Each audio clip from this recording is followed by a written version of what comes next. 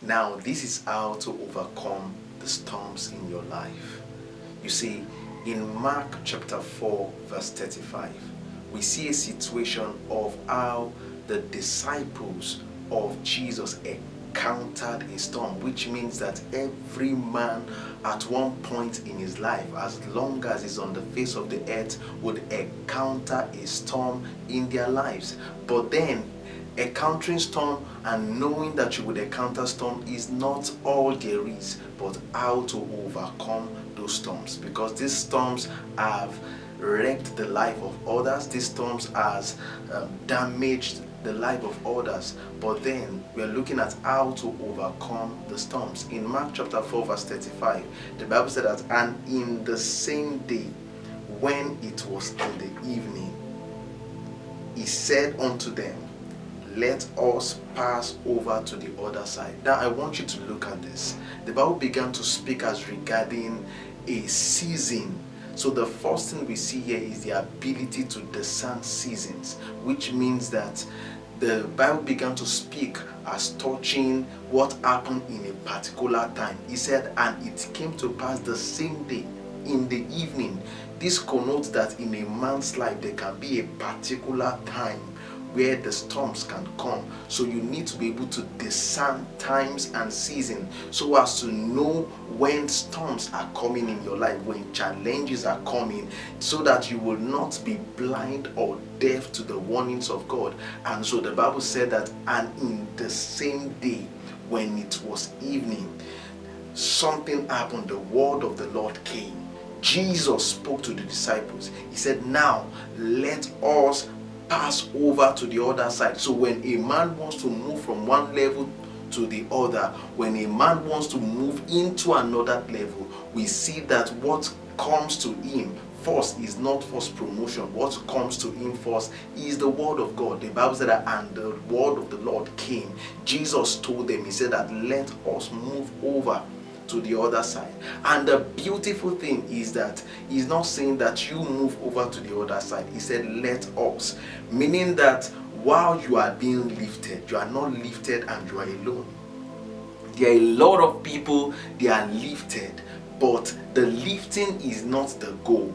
That you are lifted and you are alone there is not the goal. The goal is that who is with you when you are lifted. The Bible said that, and Jesus said let us. Let us. When man was to be made, he did not just make man, he said let us, meaning that you are not alone. So when a particular move is coming on your destiny to move from one place to the other, you have to denote not just that you move from that level to your next level. You can move to your next level, but if you move to your next level and you are alone, that next level can destroy you because you are not fortified for it. In fact, when that next level came and checked you out, he found out that you were alone. He found out that your source was not with you. The force that moved you there was not with you. And Jesus said, let us. So it is important for you to move to the other side alongside with Jesus. That Jesus must be present in your moving. It is not enough to receive a breakthrough. It is more important that Jesus is there even after the breakthrough have come, so that it does not, the breakthrough does not become the end, but and then you now use Jesus as a means to the end, but Jesus is the end, so that when you get to any lifting, Jesus is not left out of the picture. This is why the devil offers people in different industry. He will tell them, you'll be famous, you'll be rich, you'll be that, but remove the name of Jesus. Remove, even from footballers, remove the name of Jesus. It is a strategy so that when you are lifted alone and he is not there with you. Do we understand this to this point? And so the Bible said that he told them, he said that let us. So it is beautiful that Jesus is moving with me. It is beautiful that Jesus is moving with you.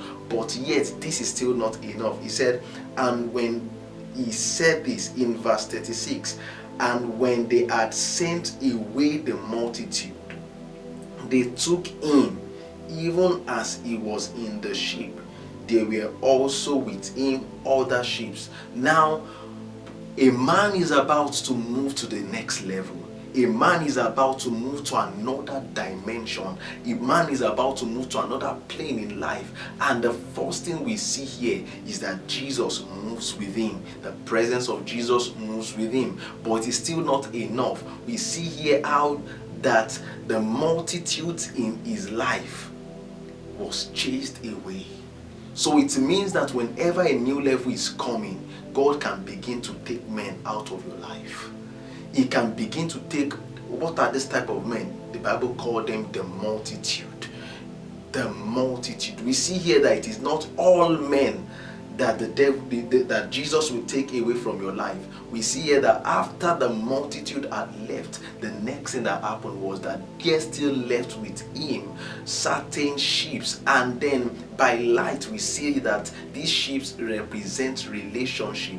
It means relation, and then a sheep, a destination. What does this mean? It means that a relationship is the connection that transports you from one place to the other. A relationship moves you from one place to the other. So when you're about to move from one place to the other, relationships are important, but crowds are not important in that relationship. So you must be able to discern what God is calling a crowd in your life. It could be one person, it could be some group of people, it could be an habit, it could be a behavior, it could be something, and God is saying that what is that crowd in your life that he needs to take out of the picture so that you can move to the next level. He said that he drove the multitude away, and after he had drove the multitude away, he went and there were still other sheep with him. So it means that you can be destined to move from one level to the other, and Jesus is ready to move with you. But if you have not detached yourself from the multitude, you will be left behind, because the multitude cannot go to where you are going to. Can I shock you? It is not everybody in your life that can go to where you are going to.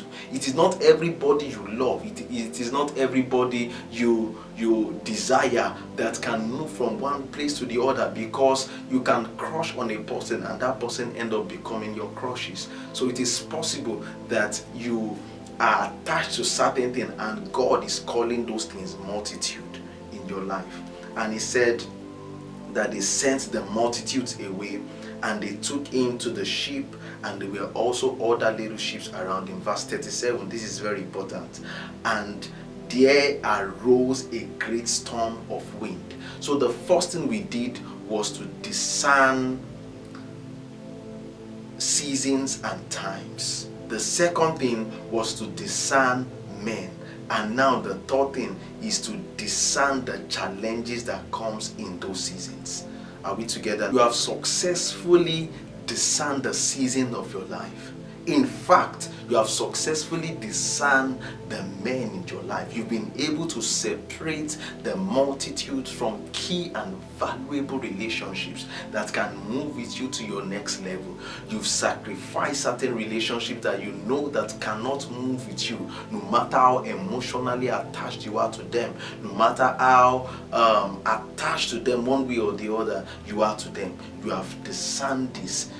But the third thing you must be able to discern is the challenges that comes. They call it the storm of the wind. The Bible said that there arose a storm of wind. So this means that while God is raising a man, the devil is also raising a storm. When God is raising a man, the devil is also raising a storm. And there arose the rising of a man. Remember, you are moving to the other side. The rising of a man equals to also the rising of a storm. So when you are rising, always know that a storm is also rising in preparation. So you need to take your preparation solid, because a storm is also preparing. That Jesus is with you does not guarantee that there won't be storm. So Jesus will still be with you and there will be storm in your life. So Jesus can be present in your life and there is still a storm. A storm will still rise. The presence of Jesus does not say that things will not rise. He said that they shall come from every angle. But the Spirit of the Lord, he said, when the enemy comes like a flood, the Spirit of the Lord will lift up a standard against them. The Spirit of the Lord is with you, but it does not guarantee the fact that storms and situations will not rise. Challenges will not rise. And so he said that there arose a great storm of wind, And what was the work of this wind? Look at it now. And the waves beat into the ship so that it was now full. The agenda of the wind, the agenda of the storm was to fight the relationships. So there have been many relationships that the enemy has targeted, the enemy has destroyed, the enemy has affected. He said that the ship was now full. That relationship can now be full of offense, full of bitterness, full of anger, full of pain. Why? Not because God did not orchestrate it, but when they are rising, a storm is also rising that is targeting the key relationships, not the multitude, but the key and valuable relationships in your life. And so this is very important. You have discerned times and seasons, you have discerned the men. Be able to discern challenges, be able to discern the storm and what the storm is up against. And the Bible said that the storm began to beat the boat. It was not beating the men, it was beating the boat, because once the relationship can be affected, the men will be affected. And Jesus was present in all this. And the Bible said that, and he began to beat the ship till it was full. It's, at first it was not full immediately, meaning that there can be storm. The storm arose and yet it hit the relationship. The relationship is just full of this. You can still manage it, and it will now get to a point whereby you cannot manage it again. And a blessing, a relationship that has been a blessing to you now become a relationship that is full of curses. A relationship that you disdain. A relationship that you feel is not relevant. Do you understand me? And this is the work of the storm. This is the work of the storm of the wind. In verse 38, he said, and now they went to meet with Jesus. We said that we've established the fact that Jesus can be present in your life and storm will arise. But yet, the position of Jesus and the posture of Jesus matters a lot. The position and the posture of Jesus in your relationship, in your life, in your lifting matters a lot. Let's read together in Mark 4 verse 38. And he was in the hinder part of the ship. What does the hinder mean? It means the backmost part. It means Jesus was at the tail end. Jesus was at the back of the ship. So it means that Jesus can be present in your life, but he's still at the back. That Jesus is at your back does not mean he got your back. It takes Jesus to be at the center of your life to guard your back. It takes Jesus to be at the center of your life to guard your back. If Jesus is at the back, at the backmost part, at the tail end of your life, he cannot hold your back. So Jesus did not get your back, though he was present. But yet the position they kept him was that, you are full of activities, you are full of this, you are full of that. In fact, you might be occupied with a project, and yet where you place Jesus is only at the back.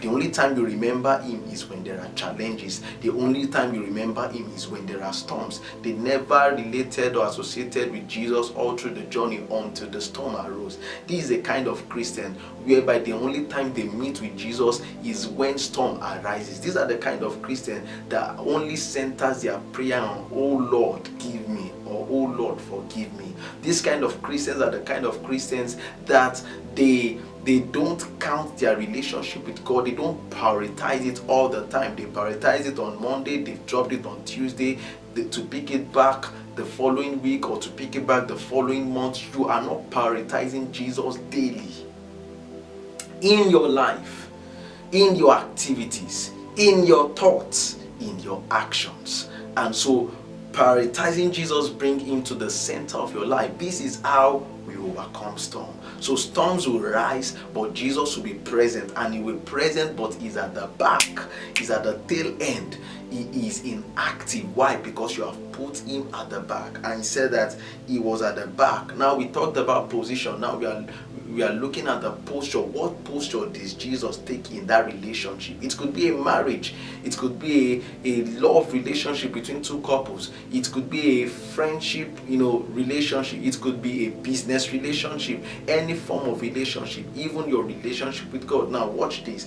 He said, and he was asleep on a pillow. He was what? Asleep. He was sleeping. He was not active. He was not conscious. So Jesus can be in your life, of a truth is in your life, but where you have placed him is at the back. Where you have positioned him is at the back. You have put him to a point whereby he is not relevant in your decision making. He does not have a say. He does not have control over your life. He does not navigate what you do. You are fully in charge. In fact, you school the spirit. You mentor the spirit. You cannot submit to the leading and tutelage of Jesus in your life. Rather, you have your own agenda. You have your own purpose. You allow situations to control you, not you controlling situations by the Spirit of God. And so he said to them, he said that Jesus was sleeping at the back. Where is the position of Jesus in your life? And what is his posture? Is he asleep? Do we need to wake up the Jesus in your life? Can you remember that these were not the first people that forgot about Jesus in their journey? Remember when he was young, his parents also took him to the temple. They left the temple, or they left that festival and that feast rather. And when they left the feast, they only for them to realize 3 days after they found out that Jesus was not with them. Is it that you have gone on a journey and Jesus is not even with you? Is it that you have gone on a journey and then you cannot find him? They began to look for him. They look for him at the least place. So it could be that Jesus is at the least place where you have put him in your life. Where is the position of Jesus in your life, and what is the posture of Jesus in your life? This could determine the end of the storms in your life. This could determine the result of the storms in your life. And so they did something. That Jesus is asleep does not mean it is all over. And they woke him up. The Bible said, and they wake him and said, Master, you are in our life, but is it that you don't care? Did you observe what they said? Master, carest not thou that we perish? We know you are with us, but is it that you don't care? Now, this is where a lot of people miss it. They feel because Jesus is in their life, they can do what they like, and all what they do still depends on Jesus making them succeed without them involving him. He said that, how did the Bible put it in terms of you partnering with the Holy? He said that with God, all things are possible. With God, all things. With God, not just God, with God. You in partnership with God, all things are possible. So God must be in partnership with your life. You must be in partnership with the Spirit of God for you to have influence into his strength, for you to have for his strength for his energy to move around in your life. And so he said that they woke him up and they asked him, carest not thou that we perish? And they said to him, Master, carest not thou that we perish? You are in our life, but this is still happening in my life. You are in my life, but this is still happening in my life. There are many people saying this today, and they are saying, Jesus, you are in my life, but I'm still failing in business. Jesus, you are in my life, but I'm still failing in ministry. Jesus, you are in my life, but I'm still failing in marriage. Jesus, you are in my life, but I'm still failing in this area or that area. Carest not thou that I perish? Don't you care, but you are in my life? They've forgotten the position, they've forgotten the posture Jesus takes in their life. Are we together to this point? And Jesus responded in a unique way to them. Because storms can make you talk anyhow to your helper. Remember the people as regarding David. They wanted to stone him when they had taken everything. They took their wives, they took everything they had, their sons, their children and all that. And then the people wanted to still stone him because when the soul of a man is weary, he can even fight those God has sent to him, and they wanted to stone him. They spoke of stoning him. The Bible said, but David encouraged himself in the Lord. And this is what you must do, that you must find a way not to allow the words of people get to you. You must find a way not to allow situations sink into you. You must find a way not to allow the water from the storms, the water from the sea to enter into your boat. The words of men, you must not allow the pressure of life to get into you. And so Jesus Christ responded. Watch this.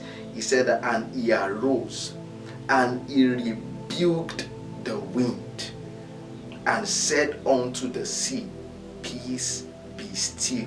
And the wind ceased, and there was a great calm. He knew that the reason why there is storm, or they are talking the way they are talking, is because they are influenced by the circumstances around. And so he addressed the circumstances. Sometimes the reason why some people are acting strange to you is not because of them, it's because of the situation around them. It's causing them to act beyond the normal way they would have acted. And so by wisdom, you must be able to discern and know what to address, not to talk back in replying, but to talk to the situation. And Jesus arose and spoke to the wind, he spoke to the storm, he spoke and he said he rebuked the wind, and he said, peace, be still. And the wind ceased, and there was a great calm. Now verse 40, and he said unto them, why is it that ye are so fearful? So it means that when there is storm, what can happen in the life of people is that they can be fearful. Fear will enter into them. A sign that there is storm around is the presence of fear. He said that, why are you so fearful? Number 2, how is it that ye have no faith? So look at what the storm did to their life. Look at what fear did. It crippled their faith. It crippled the ability for them to believe that when Jesus is with you, all things are possible. All things. It crippled their authority. It made them lose their identity. And so when there is storm, you must not lose who you are.